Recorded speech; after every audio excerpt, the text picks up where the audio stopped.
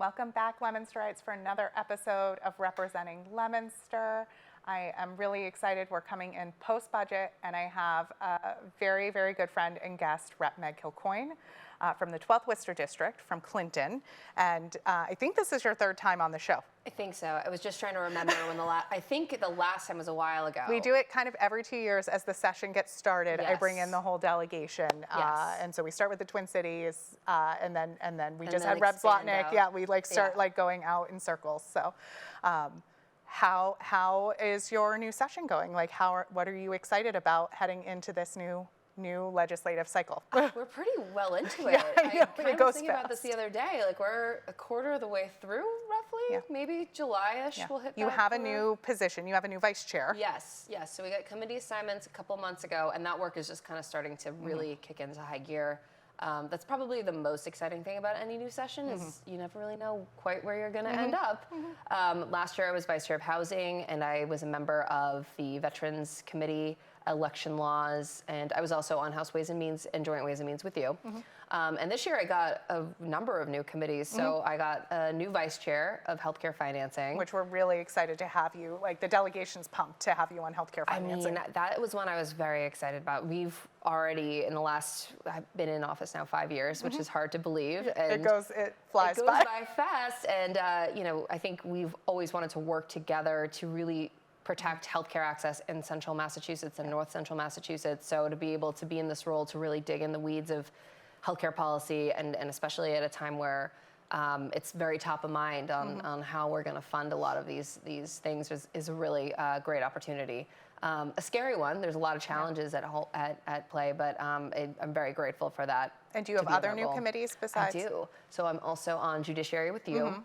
That's another one I'm very excited about. I've always, had a strong interest in law and law and government and how those interact. And we've already started a few of those hearings, which have already covered some interesting topics. And then my last new committee is Human Resources and Employment Engagement. So. And with intern season upon us, we're really excited. We have 2 new Northeastern interns, and those are great because our Northeastern co-ops from the law school are with us full time for a semester, and so it's really cool.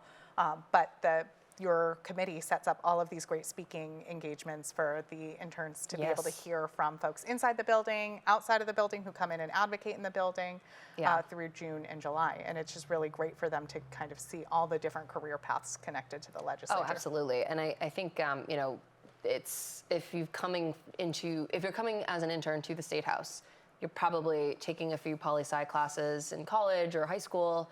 And some colleges offer this, but others don't. They don't always focus a lot on local and state policy and government and how that works.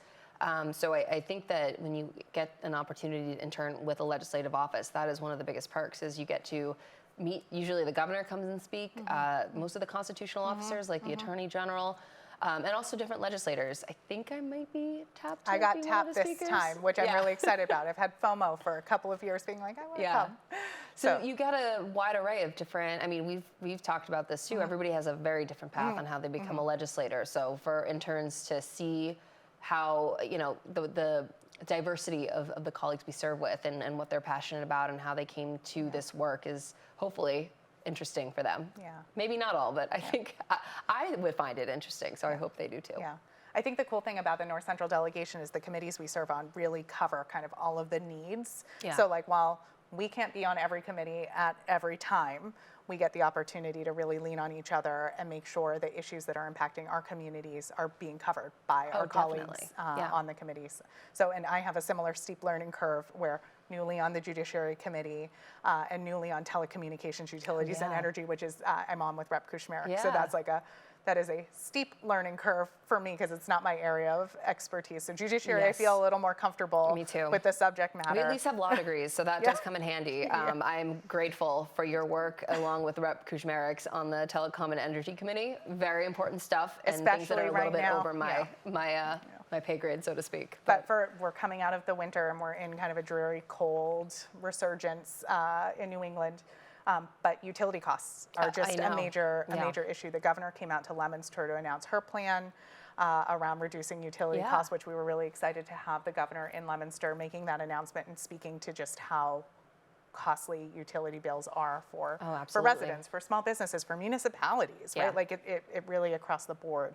And how can we now, through the committee work, make that bill stronger, really take a hard look at like what are the solutions that could provide short-term immediate relief, and also thinking about like the long-term relief so that we can stabilize our utility costs. Well, and like so many issues we deal with, things like utility costs, utility rates, they are central to people's ability to live, just live a humane and dignified life, right? You know, nobody should be in their home shivering or under a bunch of blankets unless you really want to be cozy, but it should be by choice and not because you can't afford your utility rates. And we've had very dramatic winters, and we have very dramatic weather all year round. You know, I thought we were past nor'easter season, and lo and behold, yesterday. We just had one. For those, I don't know when this airs, but this is airing on the Friday before Memorial Day. So we just had incredibly cold weather. So I mean, it's a really necessary, important work that you'll be doing on that committee for sure. And so we're filming at the end of May, and the other thing that you and I get to work on, which is near and dear to I think most of our delegation's heart, is mental health awareness and services, and we team up and work on the mental health education curriculum bill, which is a really cool one, inspired by local students, but really looking to build some parity between, we have every student in our public schools and our parochial schools do physical health education. Pretty simple tweak to say physical and mental health education. So we're leaving it up to the local school districts and the local communities to figure out what does mental health education look like in their community. But an idea and a nod to like, if we're ever going to bring end the stigma around mental health, we really need to make sure that we're integrating it into our health education curriculum. I think what's been one of the most rewarding things of getting to work on this issue with you is seeing how engaged so many students are. This was one of the things that have been, I think this law was passed, it was before I got elected, but you would have voted on the civics education bill, or now law, a few years ago. So we get to interact with so many 8th graders that do a civics project, and so many reached out about mental health and for students and supporting mental health, supports for mental health for students across the board, and would look to this bill as a way to try to raise awareness for it. And I think, you know, it's been a great way for me to engage with a lot of these students, and also just be impressed with how many are so able to articulate the importance of this issue and are so aware of how much of a crisis that we're in. I think especially post-COVID, so many young people are aware of ways in which policy can help improve their lives. So being able to hear directly from them and having this opportunity for them to lend support to a policy we're working on has been really, really great. And connecting with educators who are already doing this and being able to like lift up these really good school districts that have leaned in and offered more and more in the way of curriculum. It's been really cool to connect. And there's so many different places where it's finding its home in school districts. Definitely, definitely. And I think post-COVID, so many schools in my district, and I'm sure in yours, and I'm confident across the state, are recognizing this is something that you can't ignore or sort of push off for other entities to deal with. And I know when I was in high school, you know, we didn't really have a robust mental health system. You know, like you went to your guidance counselor which did a great job, but their role was, hey, here's our colleges you can apply to. Here's other paths you can take. Like, they were really more for career counseling than, you know, coming to them with a mental health crisis. So I think we're recognizing now that that is a vital part of a student's whole health, and it's not just physical. Are there any other bills that you're working on that you're excited about? I have a few of my favorites that I'll plug if you don't plug them. This had a hearing, I think, a few weeks ago for judiciary, but I'm working with the Animal Defense League on a bill regarding custody arrangements for pets and animals. So it's one of those issues that I think has kind of risen to prominence, and for those that might not be aware, if you ever study family law, the way that we view animals and pets are as property. So if you are going through a divorce, your pets, if you own them together, will be judged as a property that will be divided between the two spouses. Some judges already kind of will make a custody arrangement, but the traditional way of looking at it, the way judges are supposed to look at it, is to figure out who that should go to based on who owns it. So they'll take into account things like who paid for the animal, who can exert more control over the animal, but they're not looking at what is the emotional connection to this animal for these people. And I think the way that derives from hundreds and hundreds of years ago back in, we're talking about like English law, English shadow law. And anybody that has a pet they know that, these are members of your family. We're not trying to say they are rising to the level of like humans or children, but people care about their animals. And I think we've seen that people that are in domestic situations oftentimes will stay in an abusive or dangerous situation out of fear they'll lose their pet forever. So it's something that has been great to work on, in that I think raising awareness that this is sort of a shifting legal place, and that it really could help in making sure that people have the tools necessary so they won't fear of getting out of a situation that isn't good for anybody, and not lose, a pet that they love dearly. So that's been a really interesting one to look at, and kind of bringing my law school family class into play a little bit. No, and really important, and a small, tiny legislative tweak we made last session added the same protections that exist for domestic violence survivors who are getting a 209A restraining order. If maybe you don't have a domestic violence partnership, but you have you're experiencing harassment, that 258E harassment prevention order also can protect an animal, because maybe your relationship doesn't rise to the level of getting a 209A, but if you can get a 258E, it's also protecting an animal in your life. And that was kind of the direction I think we're moving in, because I think there are so many situations I've heard of, I'm sure you have heard of too, that an abusive partner will threaten a pet, or say, you leave, you'll never see this animal again, or worse, I'll kill this animal or harm them. And so it's a way to really try to make sure our laws are providing the tools necessary for victims of abuse to really make sure they get into a safe space. And continuing around the animal protection, you have been working with Rep Ferguson in our delegation around like needs funding, and we had a win in the budget, again, supporting this project. Can you talk a little bit more about that? Because I was going to go to a different bill, but that is actually one. It's a popular one in the legislature. So needs has been around in this area for a long time. I've always known about them even before I got elected, and I'm really grateful to share. A few years ago, they expanded into Sterling, so now they're in my district a little bit too. For folks who aren't familiar with Needs, what do they do? Great place to start. So Needs is an organization that trains and breeds therapy dogs, and they go through a rigorous program where they are able to serve as therapy dogs for, I believe, those hard of hearing, people dealing with PTSD, people dealing with any physical impairment. They're not the seeing eye dogs. Those are kind of other organizations that handle that. But pretty much any other therapy dog that you would see would go through a program like Needs. It takes about 2 years, I think, for the dogs to go through, and they really. These dogs have to come out basically perfect before they're able to go on to serve in a role as a therapy dog. And there's a lot of time once they get matched, right, where they're still getting trained with their with their human that they're going to be supporting. They go through a lot of training, and they really are at the level that when that therapy dog is matched with that client that they will go live with, they've gone through, the most rigorous training and highest qualification possible. And these are people that are getting these dogs, or people with things like cerebral palsy, people that, one of their more famous clients who actually wrote a children's book that you can get at Needs if you go, who was a survivor of the marathon bombing and was a double amputee, who was matched with a dog who now lets her live independently. A lot of veterans who have either have physical battle wounds or even mental ones have been matched with dogs that have really helped improve their quality of life. So they really do incredible work, and the people that they serve, they really, these animals they're not just pets. I mean, we were just talking about pets and how much, and they certainly have a strong bond with their human partners, but these are dogs that really serve as a tool to allow them to live independently.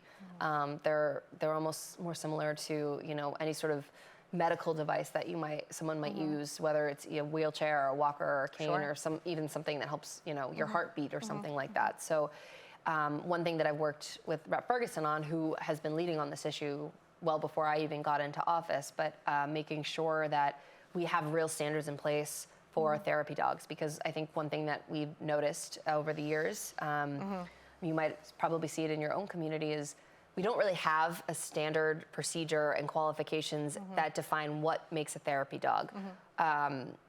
There's some things there, but it's very easy to kind of pass off any animal as a therapy animal. And what we've seen is that, unfortunately, some people have tried to claim that animals that have not gone through any sort of training or program are therapy dogs. And those dogs, you can kind of tell right off the bat that they're not quite as trained as they should be. And so what that has meant is that people who have a needs dog, a dog that will not bark, will not make a sound, will not move, will not interact with anybody who is doing a job, are being denied entry into certain places or businesses, because business owners understandably don't know how to tell the difference now between, they have no ability to. So we filed a bill that is a commission, that would create a commission to actually set these standards and qualifications. So it would give people that have animals that have gone through rigorous training and an actual certified program with the necessary licensure or paperwork or something that would denote this is a dog that is that you can trust will not cause a problem. And it'll allow, hopefully, people to discern what dogs they can trust will not cause an issue, and kind of weed out the ones that maybe are not quite what we would consider a therapy dog. Because we've heard anecdotally of animals that are unruly or worse, aggressive, because they're in a loud situation where they shouldn't be. Right. And this is a way to make sure that the people that do, like I said earlier, these dogs really do need this support. Right. This is a children's book that I think her name is Jessica. I don't want to say her name because I might get it wrong, but it's a great book. I'll send it to you so you can post it on, or I'll post it on my social media. But it's a children's book, and it really describes in a really simple way that when this woman, after going through this really traumatic event and losing her legs, finally could feel like she lived an independent life, because she finally could move about the world in a way that she couldn't after what happened to her. And so by creating barriers that are preventing dogs from entering certain spaces, you're really limiting the individual from living a full life. So that is our hope with the bill, and that's our goal, hopefully. And then in the budget, so we got some money for needs to continue operating as they should, but we also funded, in lieu of this bill passing, right? We want to spread awareness for business owners across the state of how to tell the difference between a therapy dog, because there are some ways that you can tell now, even without sort of the standard procedure. So we got funding to expand something called the Red Vest program, which is just kind of helping restaurant owners, hotel owners, even airport owners know this is what this vest means. So if you see a dog with this specific vest, this dog is safe to be in your premises and is not, any old animal, and that it's really serving a job. So we're hoping that, we're going to still fight for that bill to pass. We think it will make a huge difference, but this will hopefully kind of speak to that, help alleviate those issues as we go forward with that funding. So. No, that's great. Are there any other bills? You mentioned you wanted to highlight one more bill. Yeah. This is my third term now filing. I think we probably talked about this on previous shows, but my biomarker bill. Oh, yeah, that's a good one. Yeah. So highlight for folks who haven't quite followed the science, like what would the biomarker bill do and how would it help folks? So biomarker testing is a pretty cutting edge science that isn't really that old. When I first filed the bill back in I think I filed it in 2021, like that first session in January. At that point, it was really new, and so we kind of were just saying, we got to educate people about what this technology is. And what it is, it's a way to issue a test that looks at your genetics and can pinpoint exactly what kind of treatment is going to be the best suited for, your DNA, your genetics, and your body. So we most commonly see it with like cancer treatments. Right, yeah. But it's being expanded into other kinds of treatments. Yes, and so the bill has kind of evolved a little bit, because as we've been working on this bill over the years, we've learned that it actually can probably help a lot of different diseases. So when I first started filing the bill, the language really only was trying to take away what's called prior authorization from stage 3 and 4 cancer. Because right now, Not all health insurance plans will cover biomarker testing. So unless you get your insurance company to authorize it, which they won't always will, a doctor might not be able to prescribe it to a patient. And so at first we wanted to just eliminate that hurdle for stage 3 and 4. But in the years that have since passed, since now almost 4 or 5 years now, so many other states have started to pass this because so many folks recognize how critical this technology is. And we've actually expanded the language to cover not just cancer, but other rare diseases.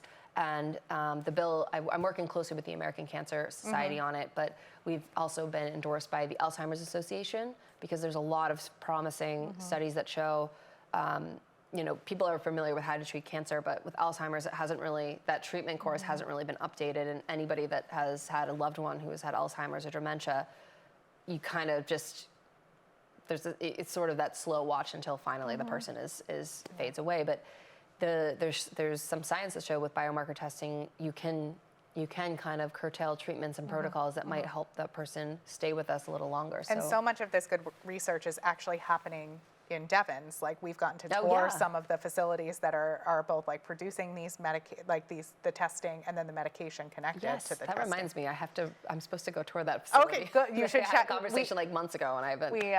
Cassie and I brought one of our high school interns out, and it was like probably one of the coolest tours, and science way over my head. But really incredible to think that our community members are a part of this really new technology that is saving lives and just keeping people healthier through their treatments. Rather, if chemotherapy is not going to work for you, why subject someone to chemotherapy and have them have their health decline in a way that something else could further harm them? Quality of life issue too. I mean, anyone who's had cancer themselves or have seen a loved one or a friend go through cancer, the treatment can be brutal. And if there's a way to make sure that before you even administer treatment, you know what's going to work best for you, and you know what is going to be the most responsive and efficient and effective, then why not make sure every patient has access to this? And right now, like I said earlier, I think there's about some in health insurance do cover it totally, but we're still looking at 40% of plans, including Mass Health, that don't. So we really feel this bill is there's a huge equity issue here where we want to make sure no matter your income, no matter your race, no matter where you live, you're going to be able to access this test and just not only improve your quality of life, but hopefully improve outcomes as well. And in a lot of cases, I believe, save lives. Yeah. No, awesome work, awesome advocacy. And we usually wrap up our segments with, if there's someone who's thinking about getting more involved, there's a whole lot going on and it can kind of feel like there's so many issues to get involved on. What advice do you have for someone who's getting started, who wants to either get involved at the local level, the state level, the federal level, to advocate for something that they care about? Yeah, I mean, I think it can definitely be overwhelming. And I think even in our positions, it's easy to sort of feel that way as well. There's like 6,000 bills filed and usually I don't even know, I couldn't tell you, we could not list all the ones that are filed. So I think the first step is just don't get overwhelmed. There's a lot to learn, but I think be aware that, you don't have to have all the answers right away. And don't be afraid to call the people that do have the answers. If you're interested in what's going on at the state, a lot of people offer office hours. I know you do, I do. No matter where you live, your legislator probably has some sort of office hours or at least contact information. Don't be afraid to reach out to them and just say, hey, what's going on this particular issue that I care about? And if you're trying to decide what issue you do care about, if you're feeling overwhelmed on sort of everything that's going on or everything in the news, it's okay to take a step back and think about what issue you might feel the most passionate about. Maybe that's an issue that you have some sort of background in, that you have a little bit of a foundation to go off of. Maybe it's an issue that has impacted yourself or your friends or your family. Maybe it's an issue that impacts your community. But try not to let that, I think, stop you from reaching out and getting more information. And I also think it's important too, we see a lot going on, especially at the federal government in the news. And I think it's really easy to feel like, your calls don't always matter. They don't always make a difference. But sometimes what I always try to tell people, the more localized that you go, the more that you actually will see more of an immediate impact. Absolutely. Don't neglect the importance of going to things. If you live in a town that's a town meeting, don't don't minimize the importance of going to town meetings or voting in your select board races. If you live in a city, you know, the cities always have city councilors are living in your neighborhood right now that are there to respond to you. And how often does the Leominster City Council meet? Like every other week. Yeah. So so way more often than often sometimes the towns, but there's so many different ways. And then we encourage learning about boards and commissions, right? Every town and city have a ton of other volunteer leadership roles where you can really influence important things that impact our lives each and every day. I also think, you know, I've been thinking about this a lot lately because sometimes I think it's easy to, especially post-COVID, you know, and we're at an age too where we probably know a lot of people that are buying houses or moving into these towns that maybe they didn't grow up in. Community is so important. And so one thing that I think getting involved at the local level can help you feel more a part of that. But on a lighter note, you know, you don't have to go get in, you know, at an angry or tense town council or town meeting to feel a part of a community. Like, you know, my district has a lot of fair. We're about to enter Memorial Day weekend, right? We were talking before this aired about all of the different Memorial Day events that we're going to. You know, if you don't feel like you're a part of something, go to those. You're gonna, it's a positive thing, and you're gonna see people, you're gonna see your town and your community come out to support each other. And that's always, if nothing else, I think a gratifying way to know that, you know, you're all looking out for each other. Yeah, I don't know if you see this in Clinton, because we both grew up in the communities we represent, which is a really special thing to be able to do. But I continue to run into people from Leominster who say, I'm new to Leominster. And I go, how long, when did you move here? And they go, 15 years ago. And I was like, no, you are from Leominster. Like if you, so I think one of the cool things is like where there are a lot of folks who grew up here and this is where their family is and they have roots here. It is really powerful for someone to choose this community and say, hey, I really love this city and I want to make this my home, or I really love this town and I want to make this my home. And I think we can do better in Massachusetts, where we have like a really long history. We have the longest continually operating state legislature, right? Like 400 years of history. We maybe forget that folks are moving around for a variety of reasons, for work, for family, for school, and to make it easier for folks who are newer to feel welcomed and an important part of local government. Definitely. Clinton does have a little bit of that. I think it's a Massachusetts thing. I don't think it's just our like North Central region. Well, I mean, and I think you have, you know, even for me, right, a lot of people in Clinton, I am among those, have, you know, it's not just that you were born in Clinton, it's that your great-grandparents stepped off the boat into Clinton and stayed there.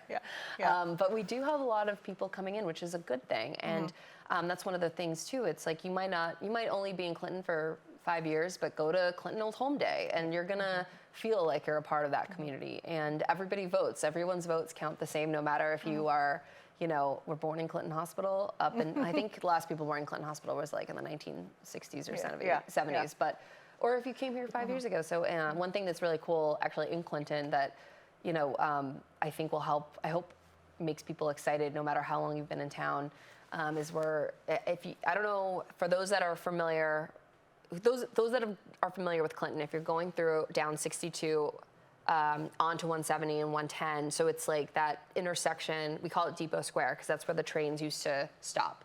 And there's a little park there, and there's I thought, a very ugly train bridge that is I know what you're talking about. Yeah. If you keep going down, like the Dunkin' Donuts is right there.